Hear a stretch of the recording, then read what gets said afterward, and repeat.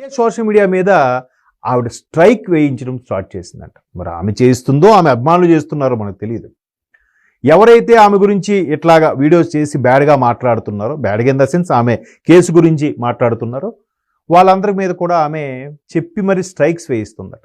అంటే వాళ్ళు ఛానల్ ఇరుక్కుపోవాలి, వాళ్ళ ఛానల్ ఏదో కేసు యూట్యూబ్ వాడు క్లోజ్ చేసేయాలి, లేదా మేము స్ట్రైక్ పడింది కాబట్టి ఎక్స్ప్లెనేషన్ ఇవ్వండి అని చెప్పి వాళ్ళకి రావాల్సిన ట్రాన్సాక్షన్స్ అన్ని కాస్త బ్రేక్ చేయాలి, ఆపేయాలి అనే ఉద్దేశంతో ఇవన్నీ దాన్ని ఏమంటారు, తొండి ఆట అంటారు చూసారా, తొండి రకమైన ఆలోచనలతో కూడిన స్ట్రైక్స్ అవి చేయించడం.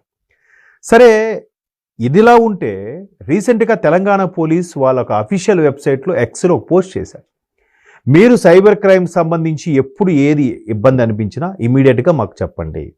ఒకవేళ ఎక్కడైనా నష్టపోయినా ఎస్ఎంఎస్ల ద్వారా వేరే ఇతర కాల్స్ ద్వారా 24 గంటల్లో మీరు చెప్తే మేము అకౌంట్ ఫ్రీజ్ చేయించి మీ డబ్బులు మరి మీకు వచ్చేలా చేస్తామని తెలంగాణ ఫ్రెండ్లీ పోలీస్ అని చెప్తూ చాలా పబ్లిసిటీ చేస్తున్నారు. దానికి సజ్జనార్ గారు లాంటి వాళ్ళు చాలా ఊతమిస్తూ ఆ డిపార్ట్మెంట్ని ముందుకు తీసుకెళ్తున్నారు.